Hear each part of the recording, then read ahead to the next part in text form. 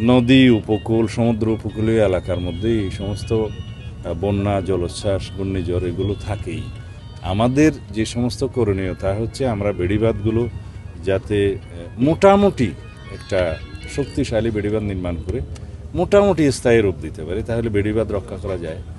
আর অভ্যন্তরীণ পানি নিষ্কাশনের জন্য খালের মুখ যেগুলো বন্ধ করা আছে তার মুখে স্লুইস গেট নির্মাণ করে যাতে পানি নিষ্কাশন করা যায় সেই ব্যবস্থা আমাদের এলাকায় এই কক্সবাজার এবং বিভিন্ন উপকূলীয় জেলাতে নেওয়া হয়েছে। কিন্তু এগুলো লবণাক্ততার কারণে বিভিন্ন সময় নষ্ট হয় এবং বন্যা বা প্রাকৃতিক দুর্যোগের কারণে বিভিন্ন জায়গায় ক্ষতিগ্রস্ত হয়। এগুলো সময়ে সময়ে নির্ধারিত যে মন্ত্রণালয় এবং বিভাগ আছে, পানি উন্নয়ন বোর্ড সহ অন্যান্য মন্ত্রণালয়, সেগুলো তারা রক্ষণাবেক্ষণ করে। এটা একটা নিয়মিত ব্যাপার। আর সুইচ গেট শাসনে নাকি কিছু অভিযোগ রয়েছে, না খোলার কারণে বন্যা দীর্ঘায়িত হয়েছে। এগুলো আছে, এগুলো আমরা এখন অনুশাসন জারি করেছি যে পানি উন্নয়ন বোর্ড কোনো রকমের কোনো সুইচ গেট ম্যানেজমেন্টের দায়িত্বে থাকবে না। এগুলো স্থানীয় প্রশাসন, টিএনও এবং ইউনিয়ন পরিষদের চেয়ারম্যান মেম্বাররা তারা রক্ষণাবেক্ষণ করবে, যাতে করে স্থানীয়ভাবে লোকজন ক্ষতিগ্রস্ত না হয়।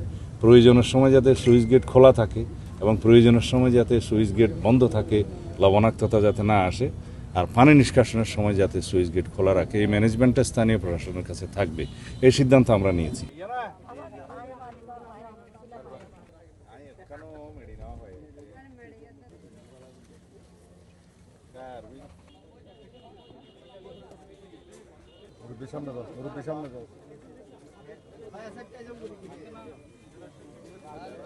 ছেড়ে দাও, এটা ছেড়ে দাও, এটা ছেড়ে দাও।